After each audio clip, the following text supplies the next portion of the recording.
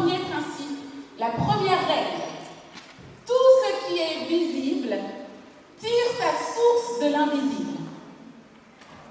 Tout ce que Dieu rend visible se nourrit de l'invisible. Tout ce qui est visible a d'abord existé et a été vu dans l'invisible.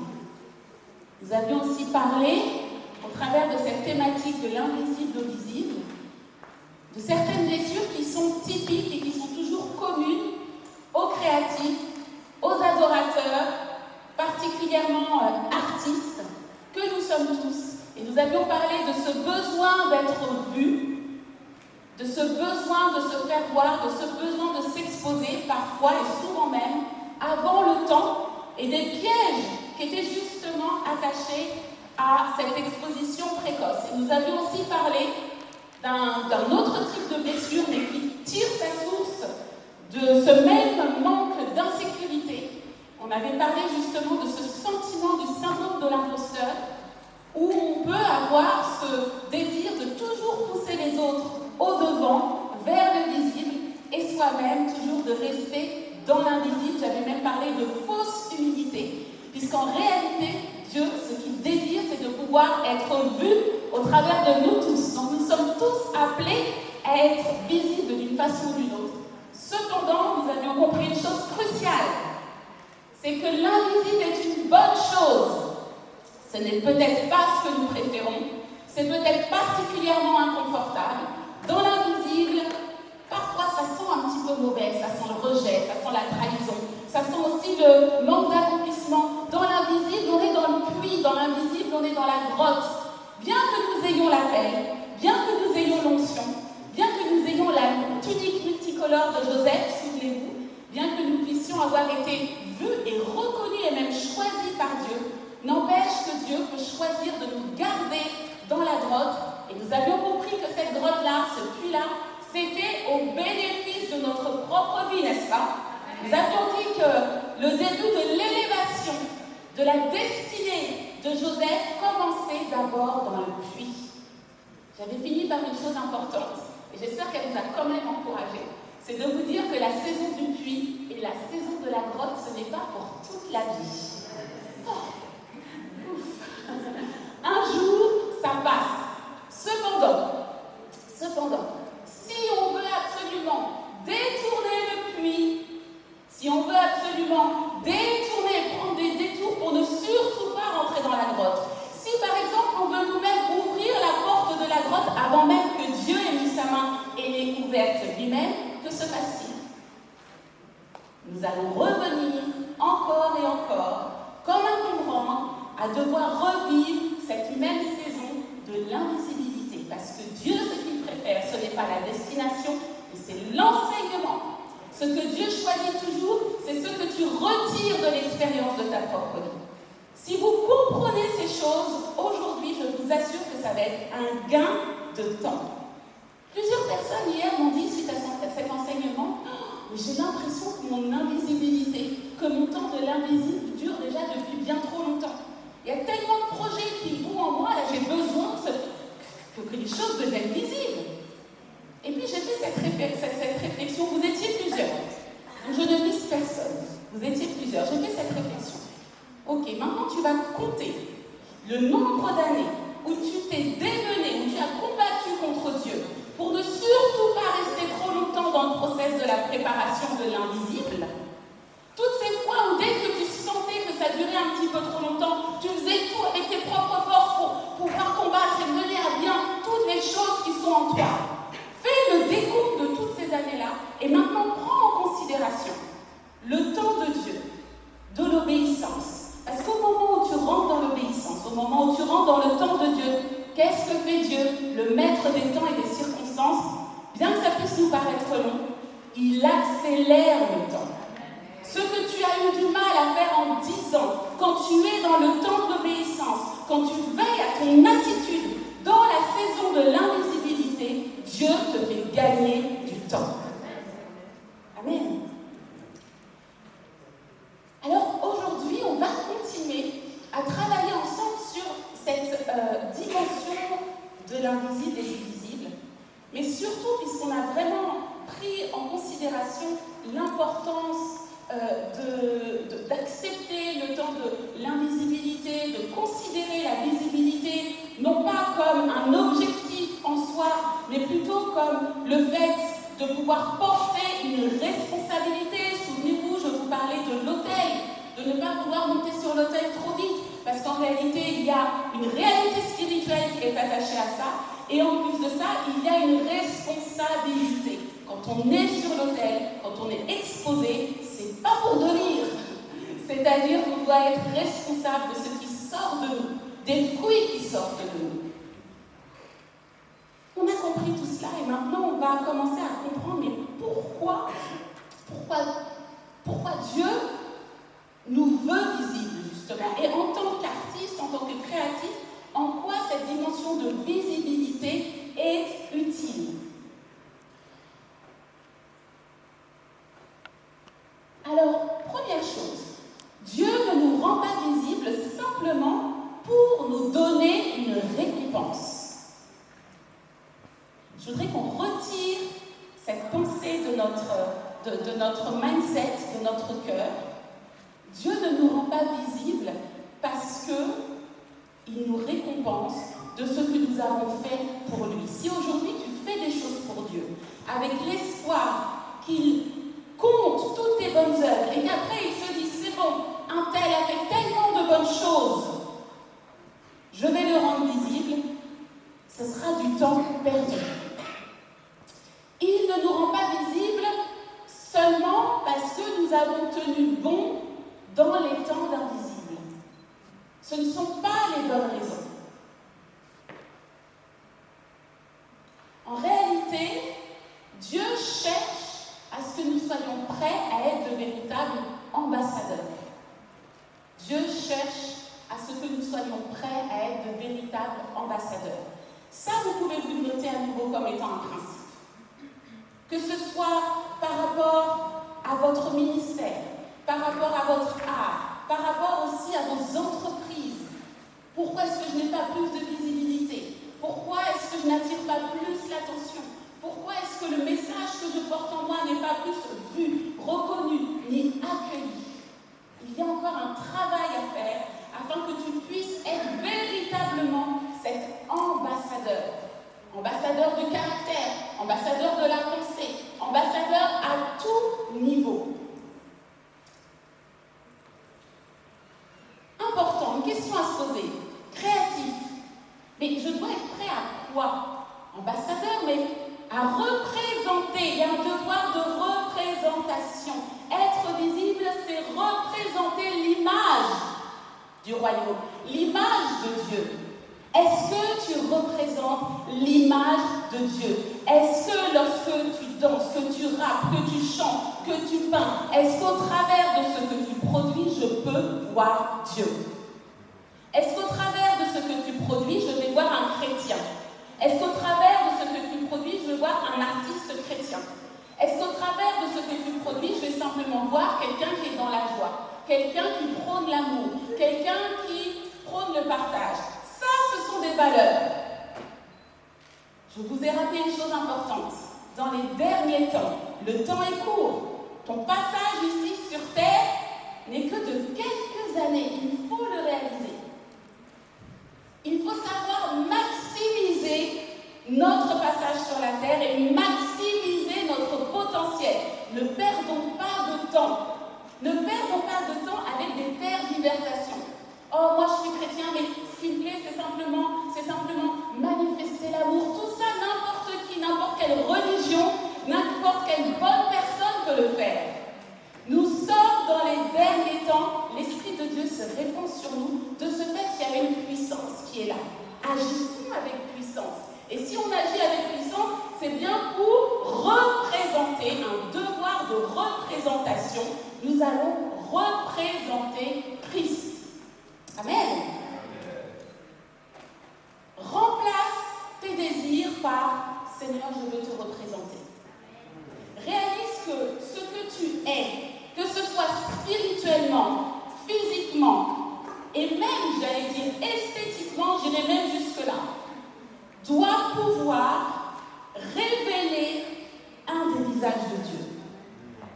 J'aimerais m'éloigne peut-être un peu de mon message, mais finalement pas. J'aimerais, puisqu'on parle de miroir, justement, j'aimerais que tu puisses un jour faire ce test et te dire, Seigneur, je vais me regarder dans le miroir chaque matin. Et au lieu de me regarder moi-même, regarde ce gros nez, et ses cernes, et telle chose, et telle chose. Commence à voir un des visages de Dieu, une des portions de Dieu, une des facettes de Dieu. J'aimerais que tu puisses vraiment te considérer ainsi. Et lorsque tu vas éduquer ta pensée à regarder comme ça, première chose, c'est que tu vas voir les autres comme ça. Au lieu de voir des humains, simplement, des gens, et puis un tel, il ne revient pas, et puis celui-là, je l'aime pas trop. Ah, celui-là, il est joli. Vous voyez, toutes ces choses-là, toutes ces pensées parasites, tu vas apprendre à aimer, pas simplement parce qu'on t'a dit qu'il fallait aimer parce qu'il était chrétien, mais tu vas apprendre à aimer parce que tu vois Dieu. Je vois Dieu en toi. Ah, Seigneur, t'es là. Seigneur, t'es là. Ah, un autre visage. Ah, ça, c'est les yeux de Dieu. Ah, ça, c'est les yeux de Dieu. Et ça, c'est les yeux de Dieu. Ah, il y a du Jésus là aussi. ADN de Jésus. Ah, toi aussi, tu ressembles à Jésus. Tu le savais, ça? Je vois Jésus juste là, et là, et là. Et cela vient rééduquer notre pensée et nous apprend à considérer même le beau complètement différemment. Représente Christ à tout niveau. Je ne sais pas pourquoi je suis poussée, je pensais à ça depuis hier, je suis poussée à vous le dire. Représentez Christ même dans votre façon de vous exprimer et de parler. Représentez Christ même dans votre ton de voix. Tout à l'heure, il y aura l'atelier théâtre. Ce sont des choses dont nous avons besoin. On a besoin aussi de pouvoir représenter Christ au plus profond de nos entrailles et dans notre être tout entier. Amen. Devoir de représentation. Nous ne venons pas représenter le Seigneur selon notre imagination. Hier, nous avons parlé du message, n'est-ce pas? Et effectivement, pour pouvoir être un bon représentant du Seigneur, il faut connaître absolument Dieu. Sinon, ce que l'on va produire, c'est de la caricature. Exemple, lorsque l'on va dans les églises et que, par exemple, c'est la période de Noël, la période de Pâques, il y a toujours ce qu'on appelle des sketchs, n'est-ce pas? Et on a toujours le droit à ce que moi j'appelle des caricatures. Dans ces moments-là, si vous êtes assis à côté de moi, vous verrez ma tête faire. Alors on a le droit au faux Jésus. Qui porte des sandales? Qui va porter peut-être même une perruque un peu longue? On va avoir droit à des grandes ailes d'anges. Alors ça représente les anges, ils sont tous là, des caricatures. Des caricatures. Et en fait, ce ne sont pas des caricatures qui s'appuient sur la révélation de la parole. Ce sont des caricatures qui sont elles-mêmes tirées de caricatures, de choses qu'on a vues dans le film Les 10 Commandements, qui datent depuis les années 70, qui eux-mêmes sont des caricatures qui... Vous voyez de quoi je parle? Donc on sert continuellement la même soupe à tout le monde de génération en génération. Et c'est de la ringardise, et c'est de la médiocrité. Est-ce que quelqu'un ici veut être un créatif ringard? Oh non! Est-ce que quelqu'un ici sert un Dieu passé de mode? Non! On est d'accord. Renouvelle-toi. Renouvelle-toi. On ne veut plus des faux anges ou des faux Jésus avec des sandales, avec une fausse barbe et des anges derrière. D'accord? On arrête ça maintenant. On représente Christ sur la base de qui il est. À nouveau, lis la parole et revêt-toi de sa nature. Le Seigneur n'a pas besoin de tout un tas d'artifices. Choisissez d'être plutôt que de paraître. Amen. Magnifique psaume 87, verset 7 qui nous dit: et ceux qui chantent comme ceux qui dansent s'écrient, toutes mes sources sont en toi. Et je vais rajouter, et ceux qui chantent, et ceux qui rappent, et ceux qui font la vidéo, et ceux qui produisent, et ceux qui sont auteurs, compositeurs, interprètes, et ceux qui entreprennent, et ceux qui miment, et ceux qui jouent, etc., s'écrit, toutes mes sources sont en toi. Souvent, on va considérer l'art ou la discipline artistique comme étant notre art. On est élevé comme ça. C'est ma danse, c'est ma peinture, c'est ma production artistique. Ça, c'est à moi, ça m'appartient. Et vous voyez, ça devient un peu comme mon précieux, ma précieuse danse, ma prod à moi, c'est ma création à moi, ça m'appartient et j'ai peur qu'on me la vole, et j'ai peur de ceci, et j'ai peur de cela, tout ça, c'est à moi. Et on oublie complètement qu'en réalité, rien ne nous appartient. Tu n'as pas de danse en soi. Tu n'as pas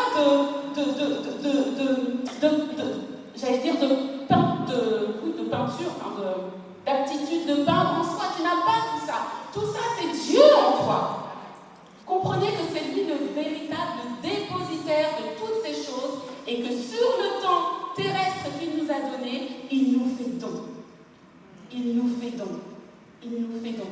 Est-ce que vous avez déjà vu une créature demander des comptes au créateur en disant « Oui, c'est bien, tu m'as donné ça, mais c'est à moi, c'est moi qui gère, c'est moi qui décide, c'est moi qui donne la direction, c'est moi qui veux, c'est moi qui dis où et comment je dois servir avec ce que tu m'as donné et ce qui ne m'appartient pas. » C'est complètement schizophrénique comme pensée. Il faut réaliser que tout cela nous a été confié pour porter du fruit sur une durée limitée. Prends-en soin, fais-le fructifier, travaille-le, que tu sois un bon représentant de ce que Dieu t'a donné. Ne perds pas de temps, afin que ton Père, justement, qui est dans les cieux, la source de toutes choses, puisse être vu et puisse être glorifié. Mon ministère, mon école, mon projet, mon groupe de danse, ma musique. On se comporte vraiment comme si tout cela était un objet à nous que nous serions en train de posséder presque pour nous-mêmes. J'aimerais maintenant que tu puisses considérer une chose, et ça c'est surtout, je pense aux danseurs parce que ça me concerne aussi. Je me suis souvent dit, tiens, peut-être qu'un jour j'arrêterai de danser. Imaginons, je deviens tellement vieille qu'à un moment donné, vraiment, peut-être j'ai du mal à continuer à bouger. Imaginons quelque chose se passe et à ce moment-là, je ne peux plus danser. C'est quelque chose que j'ai déjà vécu, mais beaucoup plus jeune. À l'heure d'aujourd'hui, si d'une façon ou d'une autre je ne pourrais plus danser, eh bien, je sais que j'ai d'autres talents, d'autres dons, et que surtout ce qui m'importe, c'est de servir Dieu. Donc Dieu va se choisir en moi ce qu'il va vouloir exploiter afin que je continue de le servir. Et souvent, j'aime dire que je n'ai pas une passion énorme pour la danse, personnellement. Mais j'ai une immense passion pour le mouvement divin de Dieu en nous. Ça, oui, ça me passionne. Jésus qui danse au travers de nous, toutes ces choses me passionnent. En revanche, je peux tout à fait être ce genre de personne qui va bâiller aux corneilles et même s'endormir devant un ballet classique.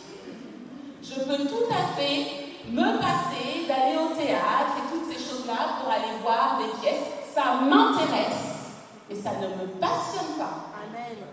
Et j'ai d'autres passions qui nourrissent d'ailleurs ma danse.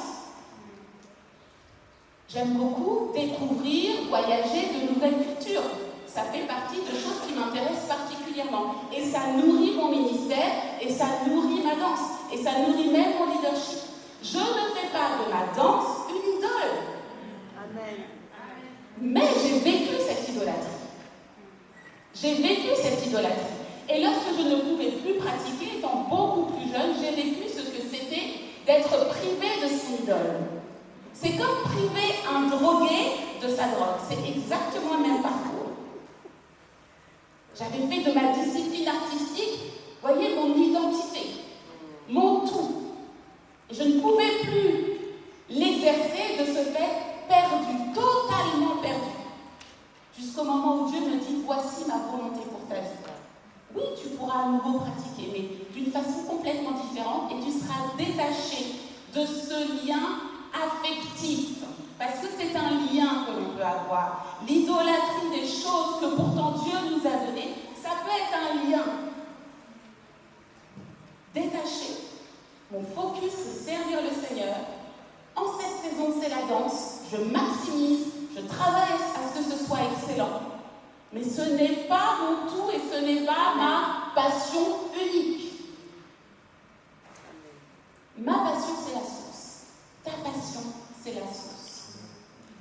Ceux qui chantent comme ceux qui dansent s'écrient, toutes mes sources sont en toi. Toutes mes sources sont en toi. Ça fait partie aussi du dépouillement de l'invisible, ça. Ça fait partie du dépouillement de l'invisible.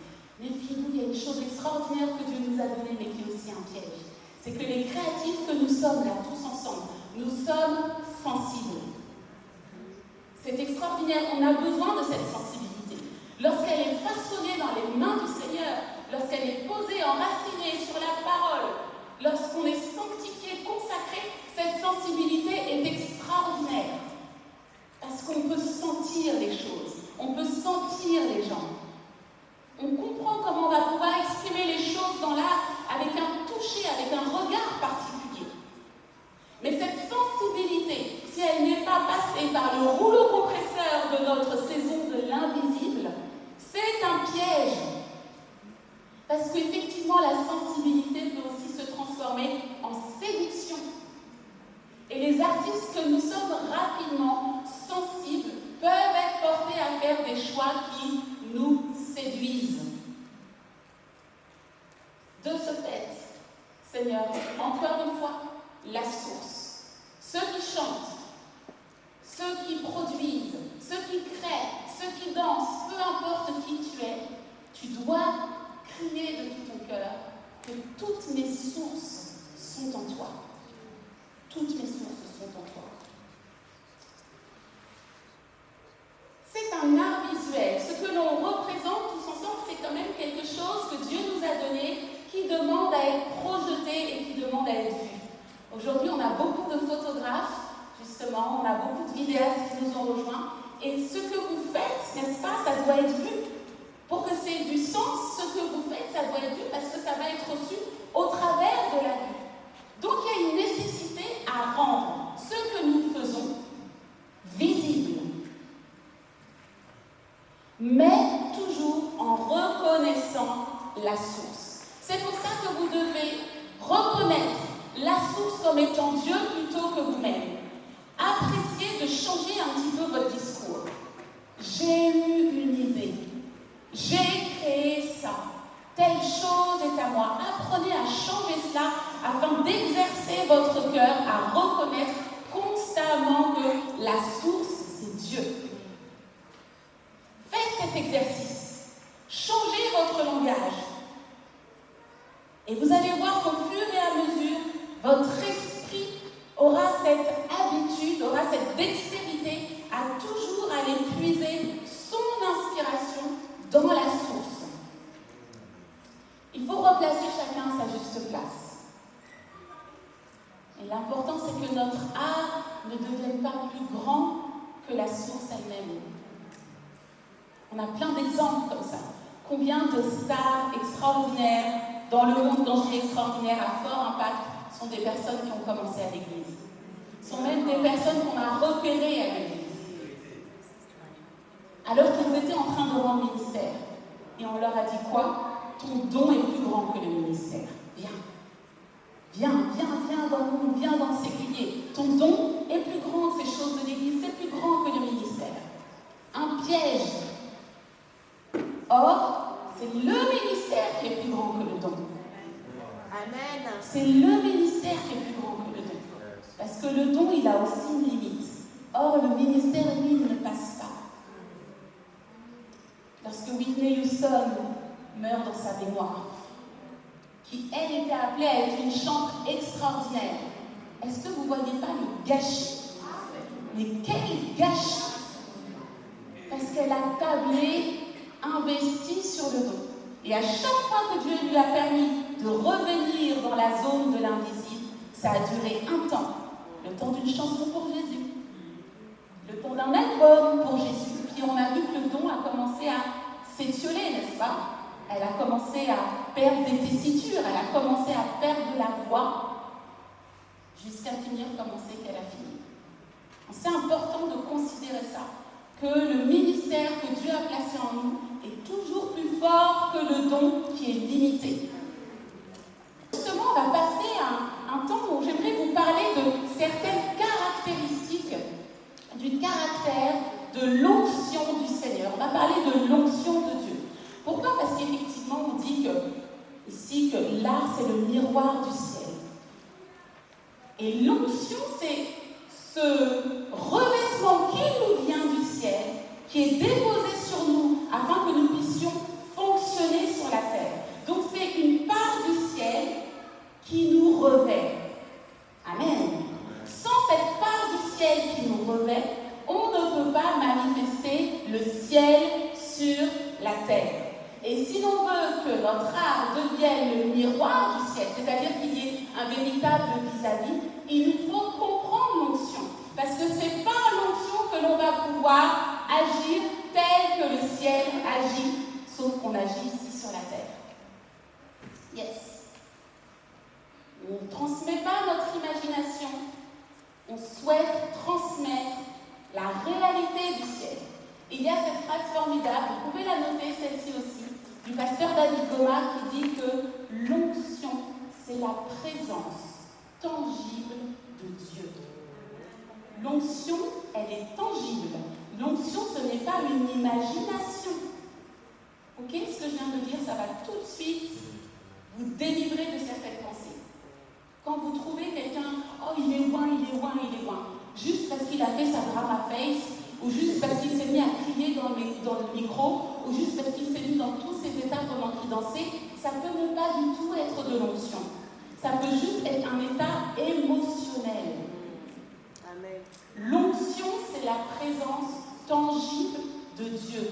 Tangible, ça se sent, ça se ressent, c'est concret et c'est vivant. Et je rajouterai à ça que c'est un revêtement de puissance qui nous pousse du naturel au surnaturel. L'onction, c'est un revêtement de puissance qui nous pousse de l'invisible au visible. Il nous faut l'onction. Je rajoute que l'onction, c'est le revêtement du caractère de Dieu lui-même. C'est le caractère de Dieu lui-même. C'est ça l'onction qui nous revêt. Alors je vais passer en revue avec vous des caractéristiques de l'onction. Parce que cette onction, elle va couler sur vous et elle va imprégner vos productions artistiques. L'excellence. Il s'agit du caractère du roi des rois. L'excellence. Comment pouvons-nous dire que telle production, telle chose est ointe lorsqu'il n'y a pas d'excellence? Comprenez une chose, que je ne parle pas forcément des standards de ce monde. Quelque chose de simple, quelque chose de humble peut être excellent aux yeux du Seigneur. On reconnaît l'excellence de l'onction lorsque dans l'invisible, il y a eu l'investissement qu'il fallait. L'excellence. La délégation. L'onction, c'est une puissance, une gloire qui est déléguée par Dieu sur son serviteur. Tu reconnais quand le serviteur est loin parce qu'il est en action et tu vois Dieu au travers de lui. Tu peux voir le serviteur en bas de l'estrade, dans toute son humanité. Et lorsqu'il monte et qu'il se met à prêcher et à enseigner, tu vois Dieu, parce que l'onction est au travail. Dieu a délégué sa puissance sur son serviteur. Délégation. Sur ton art, on veut voir Dieu. Sur ton art, on ne veut pas que te voir. Parce que toi, tu es limité dans ce que tu peux proposer. Sur ton art, on veut voir l'illimité de Dieu. On veut voir la délégation de Dieu. La royauté. Qui est la source? C'est le roi des rois, des rois, des rois, le roi des rois. On veut voir la royauté de Dieu. Et la royauté de Dieu, c'est aussi une posture. C'est aussi une façon d'être, une façon de pouvoir présenter ton art. Comment est-ce que ton art peut être présenté avec timidité? Comment est-ce que ton art, au moment où tu présentes ce que tu fais, toi-même tu es gêné, on dirait que tu n'assumes pas en fait ce que tu as en train d'offrir. La royauté, c'est toute une mentalité. L'onction de l'assurance pour accomplir l'œuvre de Dieu et ne pas trembler devant l'ennemi. L'onction te rend instoppable, inarrêtable. Quand l'onction est là, tu n'as peur de rien. Sois assuré, sois ferme lorsque tu produis les choses. Et lorsque tu vas offrir de façon visible ta production, on doit pouvoir sentir cette affirmation. On doit pouvoir sentir cette affirmation. Je pense notamment aux personnes qui peignent, aux personnes qui dessinent ou qui font du graphisme. Parfois, on voit les personnes qui reprennent et puis qui recommencent et qui effacent et puis qui recommencent. Je prie que justement cette assurance de l'onction vienne donner de l'assurance dans votre coup de pinceau, dans votre graphisme, qu'il y ait quelque chose d'efficace dans ce que vous produisez. L'onction de puissance, la manifestation de la puissance du Saint-Esprit. Quand je danse, quand tu danses, quand nous dansons, on veut voir la manifestation du Saint-Esprit, n'est-ce pas? Oui, on veut voir que l'Esprit de Dieu opère. On veut voir que les cœurs sont restaurés. Lorsque tu peins et que tu montres ton tableau, je prie que juste parce qu'on va regarder à ce tableau, quelque chose par l'Esprit de Dieu puisse s'opérer dans la vie des gens. C'est ça l'onction, cherche ça. Cherche que lorsqu'on entend simplement ta chanson, lorsqu'on lit ton texte, que quelque chose s'opère dans le cœur de la personne qui reçoit ta production. Que lorsqu'on regarde ta vidéo, bien que ce soit sur les réseaux sociaux, Instagram, que quelque chose se passe dans le cœur de la personne. Vous savez, quand l'onction est même sur un réel Insta, je vous assure que quelque chose peut se passer. Vraiment. Il faut se toucher de Dieu.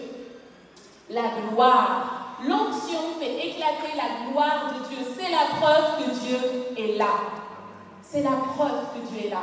Dans la façon dont tu fais tes montages, ta sensibilité, ta façon de mettre une image à côté de l'autre pour faire justement monter l'onction. Rien qu'au travers d'un montage vidéo, c'est possible. On a besoin que la gloire éclate à tout niveau.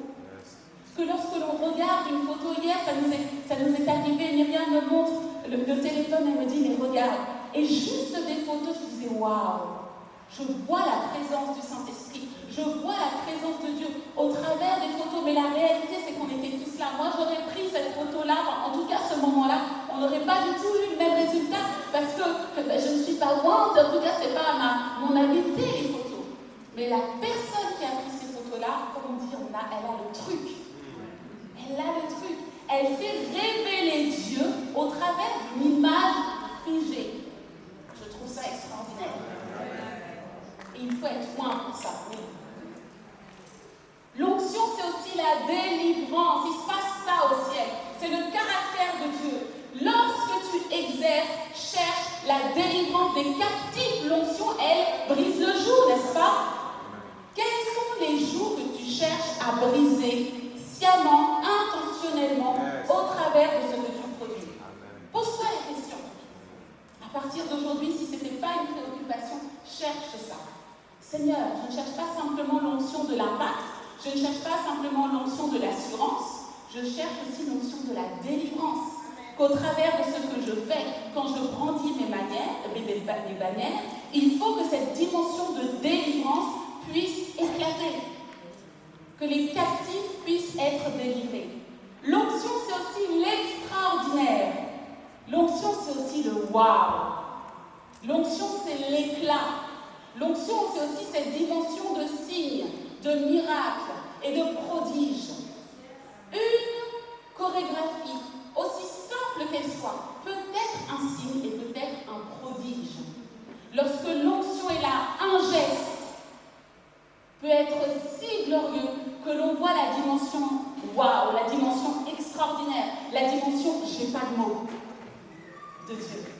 Vous voyez, lorsqu'on n'a plus les mots pour exprimer, l'onction est dans ces choses-là. L'onction, c'est aussi la force qui change nos caractères. L'onction, c'est aussi l'intelligence divine qui nous donne une vision spécifique. L'onction, c'est la responsabilité qui nous aide à porter le fardeau, qui nous aide à porter le message. L'onction, c'est aussi la justice de Dieu, accomplir la justice de Dieu au travers de notre art. Est-ce qu'on a déjà pensé à ça? Accomplir la justice de Dieu. Accomplir la justice de Dieu. Et bien évidemment, je finirai par la sainteté. La sainteté de Dieu. Je crois que ça, c'est une dimension qu'on a tendance à oublier. Parce qu'on veut tellement s'exprimer. On veut tellement dire ce que l'on a à cœur. On veut tellement être visible en libérant ce que Dieu nous a donné. On veut tellement témoigner et toutes ces choses qu'on oublie de manifester la dimension de sainteté. Si aujourd'hui, dans tout ce que tu fais, tu penses que l'onction qui coule sur toi, elle est aussi sainte, tu vas commencer à te considérer, à considérer l'art que tu portes d'une façon complètement différente. L'onction, elle nous éduque. L'onction, elle nous éduque. L'onction, elle amène du savoir-être. Et l'onction, elle amène du savoir-faire. Amen. Le caractère de Dieu qui est contenu dans l'onction te revêt et doit couler sur ton art. Son caractère doit couler sur ton art. Tu n'as pas seulement une vocation, tu n'as pas seulement un appel, tu n'as pas seulement un métier, mais c'est un art qui te vient de Dieu. C'est une émanation de son cœur et tout ça, le caractère de Dieu doit aujourd'hui, maintenant, couler sur ton art.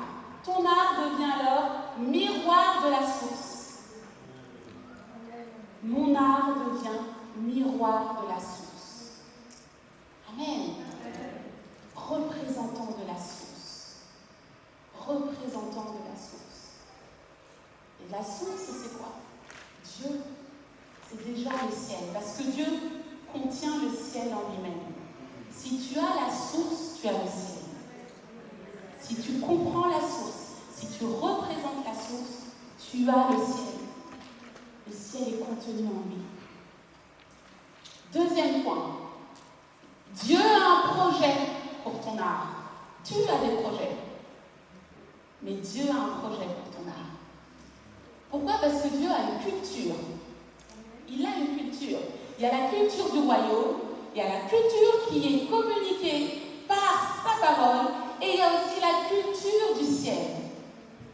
Le ciel a sa culture, le ciel a sa réalité. Et en tant que loin de Dieu, on doit logiquement générer cette culture. Parfois, nos cultures personnelles sont tellement fortes qu'elles sont même plus fortes que la culture de la parole. Elles sont même plus fortes que la culture du ciel. Parfois, nos cultures haïtiennes sont tellement fortes. Parfois, nos cultures ivoiriennes sont tellement fortes. Parfois, nos cultures entières sont tellement... Tout ça, c'est tellement plus fort qu'on voit plus la culture que la culture de la parole ou que le lifestyle, le toucher, la mentalité de Dieu. Or, il y a une culture, il y a un savoir-faire. Dieu a un style, il a une façon de s'exprimer, une façon de parler. Est-ce qu'on peut songer à ça? Dieu n'a rien contre nos cultures, n'est-ce pas? Mais n'empêche qu'il ne faudrait pas qu'on inverse les choses. Replaçons la source à sa place. Il y a quelque chose que j'aime beaucoup aux Bahamas. Ils ont une très forte culture et ils aiment leur culture.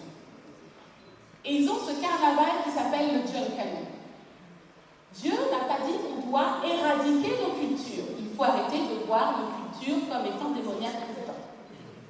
Parce que Dieu aime les peuples au pluriel, il aime les nations au pluriel, il aime les ethnies que lui-même a conçues. Tout ça, c'est la pensée de Dieu. Dieu s'est créé la diversité dans l'unité. Et au Bahamas, il y a ce carnaval, le Junkanoo. Et ce qui est formidable, c'est qu'effectivement, nous, dans les Antilles françaises, on va se dire, non, nous, on est chrétiens, le carnaval, c'est démoniaque. Et c'est vrai, la façon dont c'est pratiqué là-bas. Au Aux Bahamas, ils voient ça complètement différemment. Une opportunité d'élever le nom de Jésus. Et le John Canoe, ce carnaval, n'est pas simplement aller dans les rues et se mettre en mode dépravation et toutes ces choses qu'on peut voir. Ce carnaval devient une procession à l'image de notre Josué, des Lévites et du peuple d'Israël tout autour de Jéricho.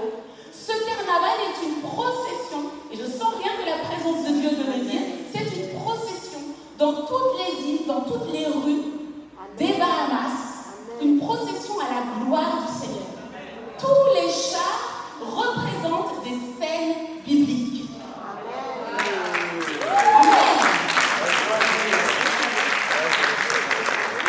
C'est leur culture. Vous verrez Dr. Anne avec un costume de John Canoe, avec les plumes. C'est ça qu'elle porte, avec des pierres précieuses. Et puis c'est sur le rythme caribéen. Aucun problème, c'est la culture. Mais n'empêche que la culture de Christ est mise en avant. Dieu a sa culture et ton art doit transpirer la culture de Christ. On va parler justement de cette culture. La danse dans la parole. La culture de la danse dans la parole, elle va se caractériser par quoi? Pas forcément par un style de danse. Elle va se caractériser par le fruit. C'est ça la culture de Christ, c'est le fruit. La danse, elle va rassembler dans l'unité. La danse, elle va porter la joie, la louange, l'allégresse. Mais elle va aussi marquer les temps importants des peuples. Elle va marquer aussi les transitions dans l'histoire du peuple. La danse, elle va avoir aussi une portée prophétique. Tout cela, notamment, vous pouvez le voir dans Exode 15 à partir du verset 20 avec la prophétesse Myriam. Le fruit de la culture du royaume de la danse, c'est ça. Tout ce qui ne produit pas ce fruit-là n'appartient pas à cette culture-là. Il y a aussi la culture de la louange et de l'adoration constante. Chanter à l'Éternel un chant nouveau. Nous avons les psaumes, ça c'est la culture. Si ici tu es un louangeur, que tu écris, que tu rappes, que tu slams, que tu fais même de la prose, la Bible est un enseignement. La Bible est un enseignement. J'aimerais aussi parler, par exemple, de ceux qui écrivent. Il y a une écriture prophétique dans la parole de Dieu. Il y a des poèmes, il y a aussi une rhétorique, il y a même des figures de style, au travers des paraboles, au travers du travail sur la symbolique. Si tu as besoin d'inspiration, imbibe-toi de la culture de la parole. Les prophètes savent comment écrire et savent comment parler. On a les psaumes, mais rien que lorsque l'on lit Lamentation, par exemple, c'est de la poésie. C'est de la poésie. Il y a même des façons détournées de parler de l'intimité d'un couple tout en finesse et en délicatesse dans la parole. Amen. Alors au lieu de nous servir du trash, Amen. si vous voulez parler de la relation homme-femme, plongez dans la parole et commencez à apprendre à comment même parler de la poitrine d'une femme. Car même la parole nous décrit la poitrine de la femme, avec délicatesse, Amen. avec beauté, avec cette culture de Dieu. Vous voyez où je veux en venir? Dieu a sa façon de faire. On va parler aussi de la mise en scène prophétique.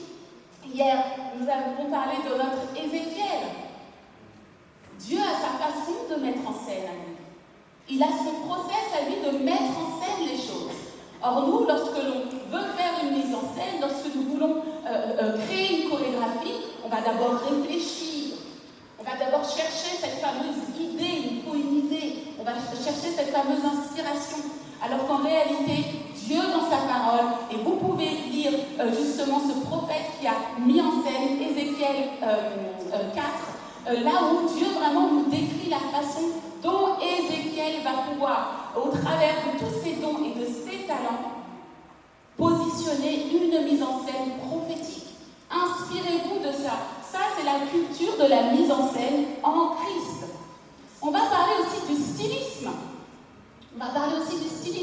Parce que dans le stylisme, à la façon de la parole, il y a quelque chose de formidable. Il y a vraiment toute la culture de la pensée de Dieu qui est contenue. On parle des détails, on parle de l'excellence, de l'importance des matières, sens des couleurs. On va parler aussi de la dimension sacrée. On va parler aussi de l'expertise. Dieu nous veut experts. Sois un expert en ton art.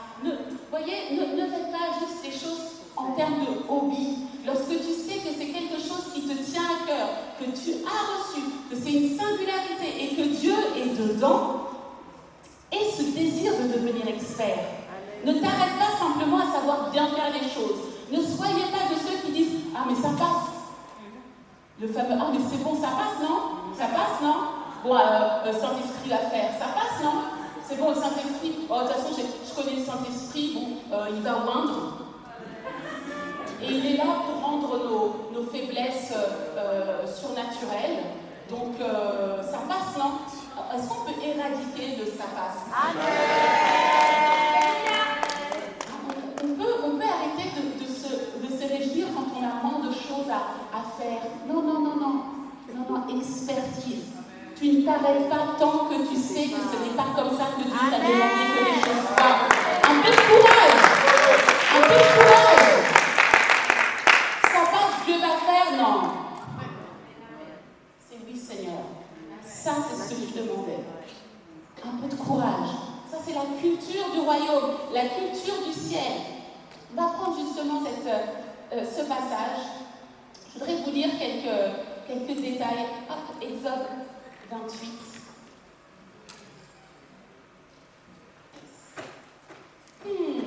Exode 28. Il y a beaucoup de choses à dire.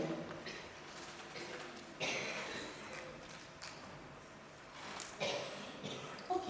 À partir du verset 4. Voici les vêtements qu'ils feront. Un pectoral, un éphod, une robe, une tunique brodée, une tiare, une ceinture. Ils feront des vêtements sacrés à Aaron, ton frère, et à ses fils, afin qu'ils exercent mon sacerdoce. Dieu a des prérogatives.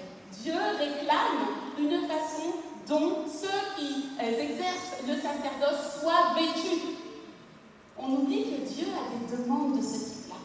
Parce que le regard de Dieu concerne absolument tous les détails de notre vie. Il ne va pas simplement nous demander d'être excellents sur une portion de notre vie, mais il va commencer à tout sonder. Et ce qui est formidable, je prends à partir, je saute et je prends un petit peu plus loin. Ils feront les l'éphod d'or, de fil bleu, pourpre et cramoisi, de fin lin retors qui sera artistiquement travaillé. On y fera 2 épaulettes qui le joindront par ses 2 extrémités, et c'est ainsi qu'il sera joint.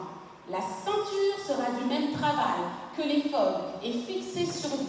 Elle sera d'or, de fil bleu, pourpre et cramoisi et de fin lin retors. Tu prendras 2 pierres d'onyx et tu y graveras les noms des fils d'Israël. Chaque chose que Dieu réclame, que Dieu demande, son expertise est liée toujours à un but. Et le but, c'est la représentation de qui il est. Le but, c'est justement cette dimension d'ambassade de qui il est. Tiens, Johan, est-ce que tu peux te lever, s'il te plaît? Viens.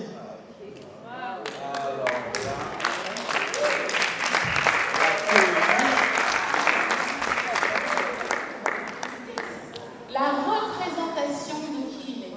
Et c'est vrai, il dit, pourquoi est-ce que tu ne portes pas simplement... Pourquoi est-ce que tu ne portes pas simplement un collant dedans, peut-être un t-shirt? Attendez, pour louer et adorer Dieu, on n'a pas besoin de tout ça en peluche. Et pourquoi toutes ces couleurs? Pourquoi est-ce que tu ne pourrais pas simplement mettre un jogging? Finalement, l'onction qui est sur toi suffit, Johan. Eh bien non, on lit la parole en fait. Et quand on lit la parole, on comprend que Dieu veut aussi, au travers du vêtement, au travers des détails, être représenté.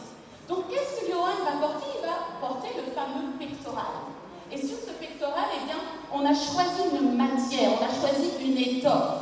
On n'a pas choisi d'aller au marché pour prendre le truc le moins cher possible, parce que bon, on s'en fiche de ce qu'on va faire à l'église. Hein. Non. Au contraire, on va mettre du budget. Alors, j'ai aucun problème de me vêtir sur Vinted pour mes amis de tous les jours. En revanche, j'ai un budget pour les amis Vinted. Et je ne rechigne pas quand je dois me vêtir pour la gloire de Dieu.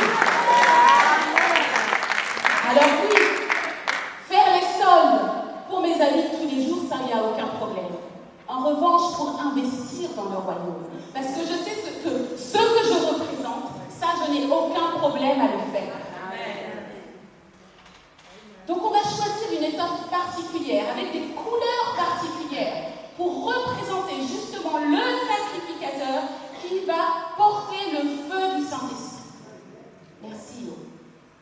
Est-ce que, Alexandrina, tu peux venir? Viens.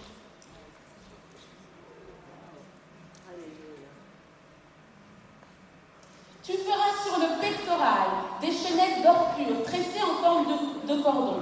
Tu feras sur le pectoral 2 anneaux d'or, et tu y mettras ces 2 anneaux aux 2 extrémités. Un petit peu plus haut, on parle aussi de chacune de ces pierres. Voilà, je voudrais vous le lire. Le pectoral sera carré. Le pectoral. Yo, tu as le pectoral aussi? Vas-y, prends-le, parce qu'il est différent de tien. Tu feras le pectoral du jugement artistiquement.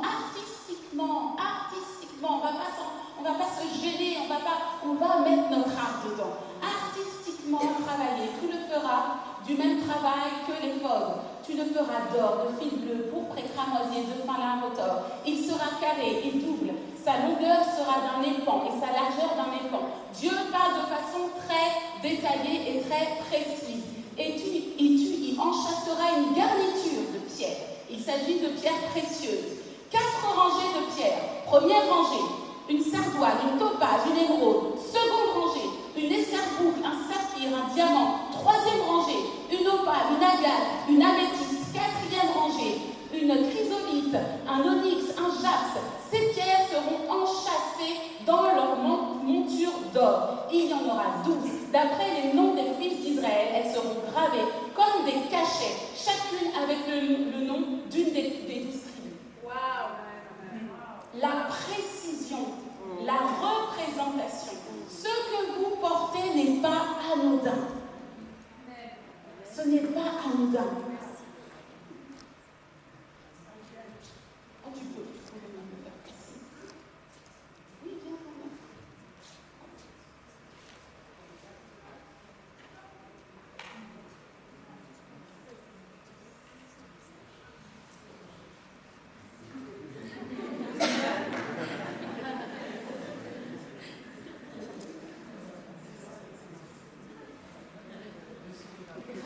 Dans tout cela, il y a plusieurs corps de métier, il y a plusieurs compétences. On a de l'artisanat, on a le travail aussi des bijoutiers, des joailliers, comme ça qu'on dit, la joaillerie. Voilà. On a aussi le travail des stylistes. On a diverses compétences et diverses habiletés. Et lorsque vous prenez le temps de comprendre à qui Dieu s'adresse, il s'adresse au peuple d'Israël. Il ne s'adresse pas forcément à de grands professionnels. Il s'adresse à ceux qui ont les compétences. C'est ce que dit la parole. Les femmes, ceux qui ont des compétences, ceux qui sont habiles, venez et offrez-vous afin que ce qui est représenté, ce qui représente ma gloire, soit fait de façon excellente. Donc il parle à des personnes qui ne sont pas juste coincées sur un seul talent et qui auraient peur de s'épanouir dans d'autres. Bien au contraire, ce que ma main trouve à faire, elle le fait. Ok, il a dit des pierres, d'accord. Il a dit que ça doit être entouré d'or, d'accord. Je connais un tel, viens, on fait les choses ensemble. Et puis un autel, ok, on va, et ensemble, on bâtit en fait l'œuvre de Dieu. Amen. Merci à vous. La culture du ciel, c'est ça. La culture du royaume, c'est ça. Et vous voyez de quoi on parle? On parle de choses qui sont précieuses, qui coûtent, des choses qui sont faites avec soin, avec délicatesse, avec exigence. Ça, c'est nos standards. Ça, c'est nos standards. Encore une fois, on raye, on abolit le « oh, ça passe ». Le « oh, c'est bon ». Le « oh, bon, j'ai besoin d'une bannière. Bon, je vais prendre un petit bout de bâton qui traînait par là. C'était un jouet cassé de mon enfant. Je vais faire un petit bâton pour ma bannière. Et puis, hop, je vais rajouter quelques points de colle. Oh, les bannières là-bas, elles sont beaucoup trop chères. C'est beaucoup trop cher, tout ça. Et si on coupait en deux un petit bout de rideau? Un petit bout de rideau qui traînait là. Et, vous voyez, Et à côté de ça, on va s'acheter la paire de Jordan. Où est-ce que vous investissez votre richesse?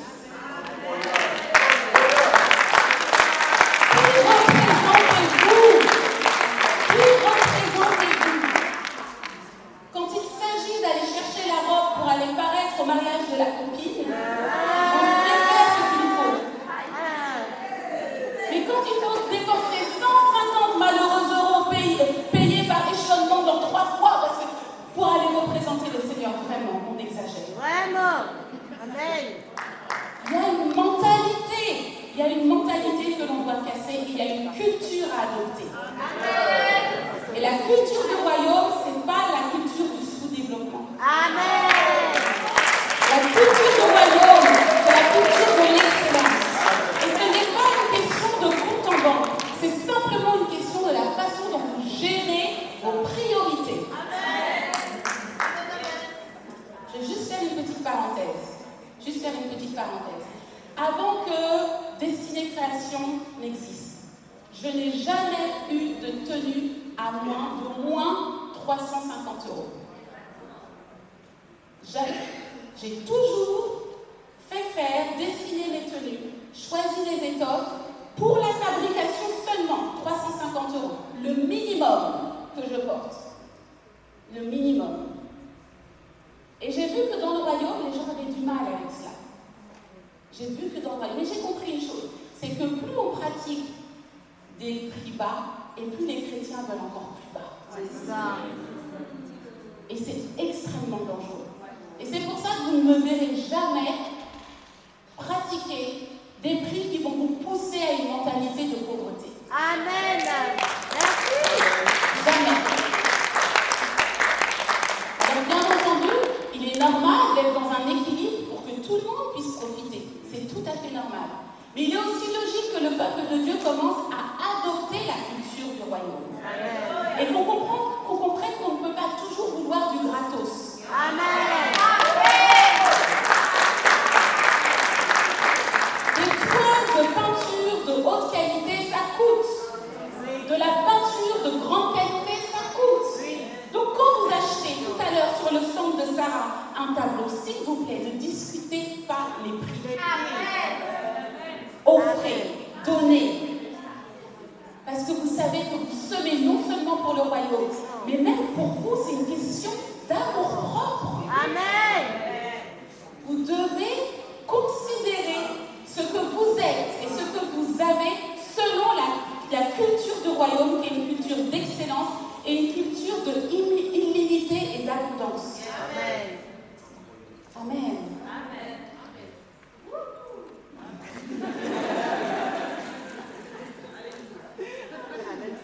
On va parler maintenant de l'Arche de l'Alliance. Parce que l'Arche de l'Alliance a aussi été fabriquée avec cette excellence selon les standards du ciel. L'Arche de l'Alliance.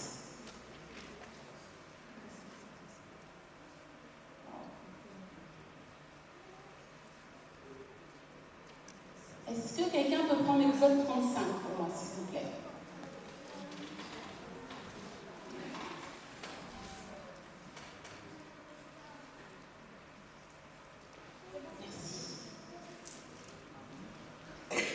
Moïse convoqua toute l'assemblée des enfants d'Israël et leur dit: voici les choses que l'Éternel ordonne de faire. Ordonne.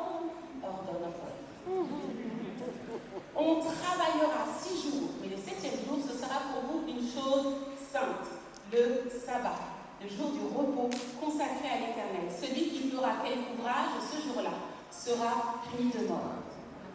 Et puis après cela, en fait, j'aime la façon dont Dieu introduit les choses, parce qu'après, il va parler du travail. C'est un peu pour dire, vous savez, il y a un grand travail qui nous attend. Avant cela, sachez qu'il y aura un moment où vous pourrez vous reposer. Il nous connaît, le Seigneur, il sait comment vous parler avec psychologie, n'est-ce pas? Prenez sur ce qui vous appartient une offrande pour l'Éternel. Tout homme dont le cœur est bien disposé apportera en offrande à l'Éternel de l'or, de l'argent et de l'airain, des étoffes teintes en bleu, en pourpre, en cramoisi, du fin lin et du poil de chèvre, des peaux de bélier teintes en rouge et des peaux de dauphin du bois d'acacia. Alors, ce que Johan porte sur lui, ce ne sont pas des peaux de dauphin.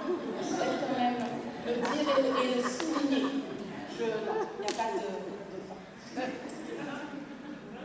Du bois d'acacia, de l'huile pour le chandelier, des aromates pour l'huile d'onction et pour le parfum odoriférant. Des pierres d'onyx et d'autres pierres pour la garniture de l'éphod et du pectoral. Donc vous voyez, on est encore sur une démonstration de la sacralité avec laquelle on doit faire les choses. Un instant, tac, tac, tac.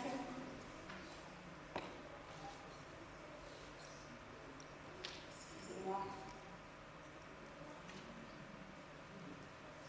Voilà, je voulais juste passer au verset 30. Moïse dit aux enfants d'Israël, sachez que l'Éternel a choisi Betsalel, fils d'Uri, fils d'Ur, de la tribu de Juda. Il l'a rempli de l'Esprit de Dieu, de sagesse, d'intelligence et de savoir pour toutes sortes d'ouvrages. Il l'a rendu capable de faire des inventions. Nous sommes capables de faire des inventions, de travailler l'or, de travailler l'argent, les reins, de graver les pierres, enchâsser, de travailler le bois, d'exécuter et d'exécuter toutes sortes d'ouvrages. C'est ce que je disais tout à l'heure. On a une diversité de potentiel en nous. Il nous a aussi remplis d'intelligence pour exécuter tous les ouvrages de sculpture, d'art et pour broder et tisser les étoffes teintes en bleu, en cramoisi, etc., etc. Yes.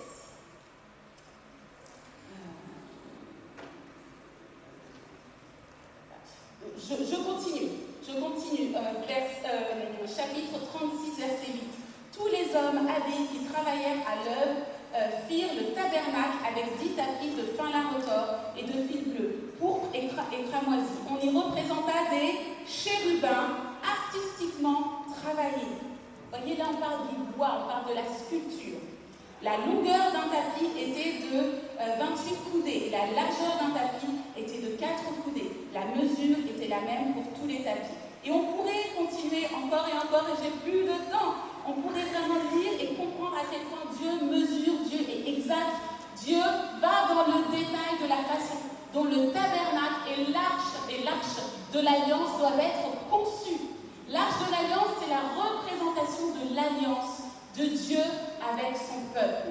Quelles sont l'application, quelle est l'excellence, quels sont les détails avec lesquels tu considères ton art, si tu considères ton art comme une alliance avec Dieu. Si ton art est le moyen par lequel Dieu s'exprime au travers de toi, à quel point es-tu persévérant dans l'exercice de cet art-là? À quel point as-tu le souci du détail? À quel point as-tu le souci de rendre ton art symbolique de l'alliance passée avec Dieu? À quel point?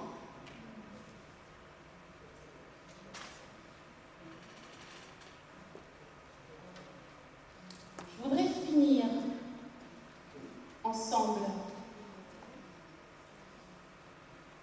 dans Apocalypse 21. Je vous donne tout de suite le verset, à partir du verset 10.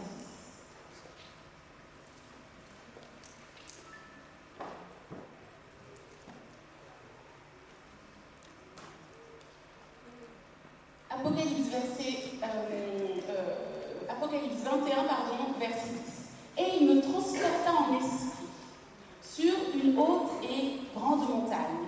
Et il me montra la ville sainte, Jérusalem, on va parler du ciel, qui descendait du ciel auprès de Dieu, ayant la gloire de Dieu.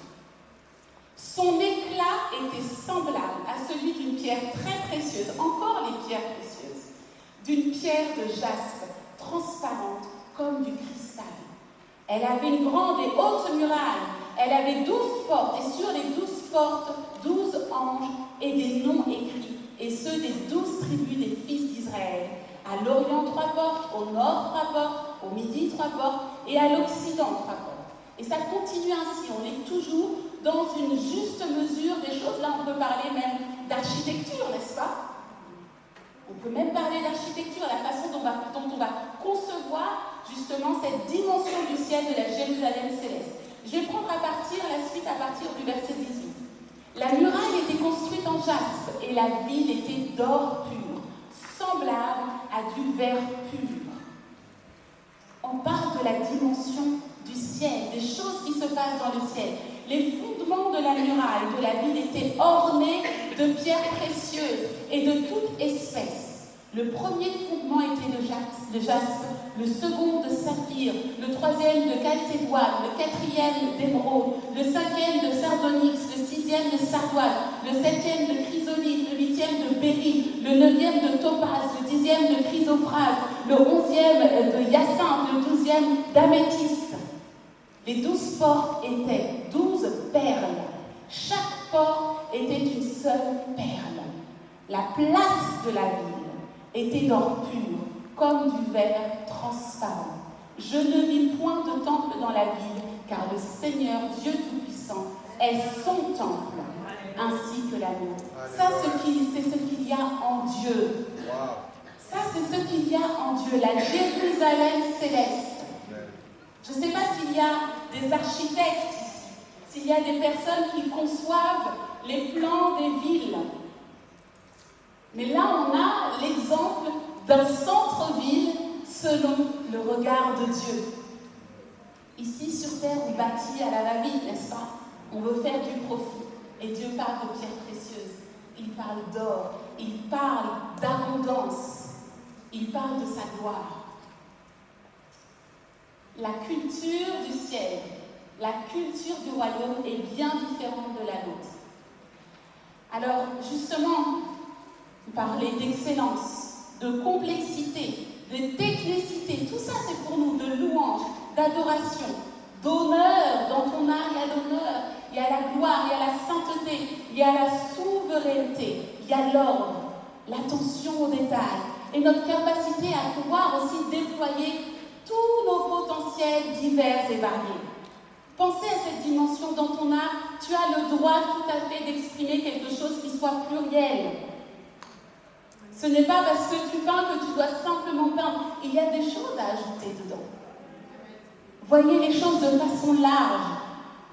Alors j'aimerais que tous ensemble on puisse justement faire ce pas de foi, si vous voulez bien, pour finir ce temps de message. Si vous voulez bien vous lever. Et de la façon dont vous le désirez, si on peut avoir aussi une musique qui puisse nous accompagner à cela, je voudrais que chacun vous puissiez vivre un temps avec Dieu. Juste un temps avec Dieu. Voyez, comme un acte prophétique pour se défaire de l'ancienne culture, pour se défaire des anciennes pensées, pour se défaire de la médiocrité, pour se défaire, oui, de cette médiocrité qui compte continuellement ce qu'il va donner, continuellement ce qu'il va investir, au lieu d'avoir la mentalité de l'abondance du royaume. J'aimerais que vous puissiez aussi, si vous le voulez bien, apporter votre art, apporter vos dons et vos talents pour lui dire, Seigneur, mes dons et mes talents ne sont pas mon idole. Mes dons et mes talents ne sont pas la première place. Mes dons et mes talents, Seigneur, te sont soumis. Je soumets mes dons et mes talents à l'Éternel. Amen. Seigneur, c'est toi, ma source, et je reconnais que tu es ma source. Saint-Esprit, nous reconnaissons que tu es notre source, que tu es le premier, que c'est par toi, Seigneur, que nous exerçons. Seigneur, nous nous dépouillons littéralement du c'est à moi. Moins fort, s'il vous plaît, moins fort, s'il vous plaît. Merci. Nous nous dépouillons du c'est à moi. Nous nous dépouillons du c'est à moi, c'est ma danse, c'est mon art, c'est ma vocation, c'est mon appel. Et tu peux même faire un geste qui dit, Seigneur, je m'en dépouille. Et Seigneur, je remplace ce geste par le fait de t'offrir, Seigneur, ce don, cet art, cet talent. Et Saint-Esprit, je reconnais que tu es la source de toutes choses. Remplace cette idole. Remplace cette idole. Remplace cet attachement que j'avais. Remplace ce focus que j'avais. Par ma capacité à réaliser que c'est ma première place. Ceux qui chantent, comme ceux qui dansent, comme ceux qui créent, peu importe, s'écrit, toutes mes sources sont en toi. Seigneur, ici, tu as des créatifs inspirés, des artistes inspirés, qui reconnaissent que toutes leurs sources sont en toi. Tu es souverain dans nos vies. Nous n'avons aucune idole, Seigneur, qui pourrait remplacer la place que tu dois avoir en nous, Père. Nous reconnaissons que, Seigneur, tu nous as simplement confié ces choses afin que nous puissions faire bon usage sur un temps limité. Mais tu es la première place, Saint-Esprit. Père, nous voulons aussi renoncer à notre ancienne culture. Seigneur, nous reconnaissons que ta culture est liée à l'excellence. Ta culture est liée à l'honneur. La culture du ciel est liée à l'extraordinaire. Elle est liée au caractère de l'onction dont je me revêt. Alors, Seigneur, ce matin, je déclare et je proclame que mon art est empreint de l'onction et du caractère de Christ au nom de Jésus. Et commence à parler, dit, ma danse reflète le caractère de Christ dans son intégralité. Je déclare que ma photographie reflète le caractère de l'onction dans son intégralité. Je proclame que ma peinture reflète le caractère du ciel, le caractère, la mentalité, la personnalité de l'onction, de ce revêtement que Dieu m'a donné. Je déclare que mon slam, mon rap, mon écriture inspirée, que tout ce que je produis, tout ce qui sort de moi, tout ce que je fais de façon artistique, Seigneur, est revêtu du caractère du ciel qui est ton onction, afin qu'ici sur la terre, je puisse te représenter. Je ne veux pas me représenter.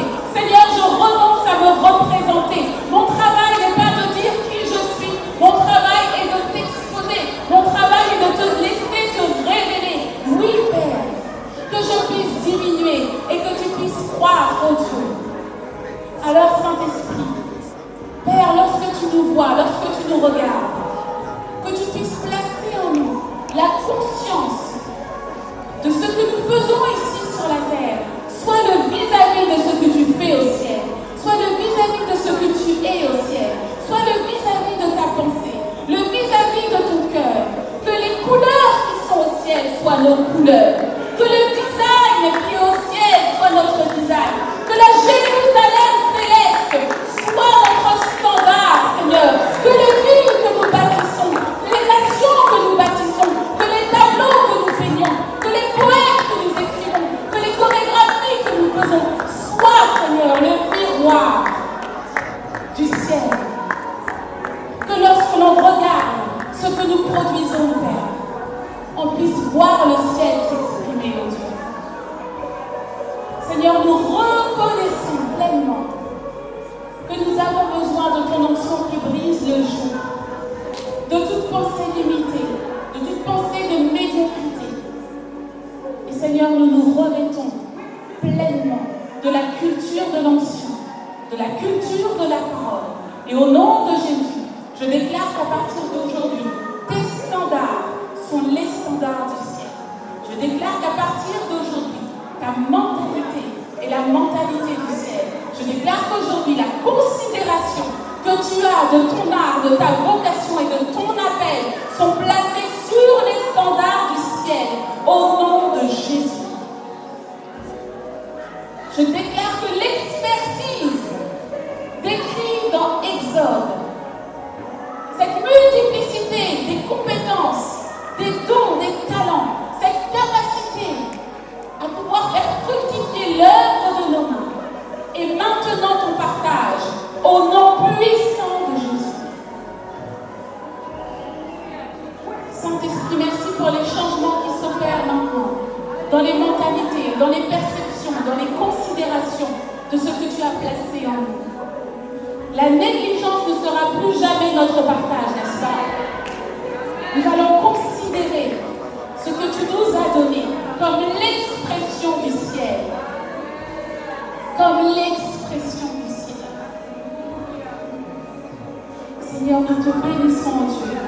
Saint-Esprit, continue de travailler travailler, continue de nous révéler, bouleverse, change, transforme, brise aussi, Seigneur. Dans le nom puissant de Jésus, que ton onction continue à couler encore et encore, à redresser, à donner une nouvelle direction, à restaurer, Saint-Esprit. Alléluia. Alléluia. Miroir du ciel, miroir du ciel, miroir du ciel. Je ne suis ni plus ni moins que le miroir du ciel. Alléluia. Saint-Esprit, c'est là ma dernière prière, oh Dieu. Donne à chacun la révélation du ciel. Dans des songes, dans des visions, en prière, montre à tes enfants ce qu'est le ciel. Parle à tes enfants de ces pierres précieuses. Parle à tes enfants de cet or, de ces richesses contenues dans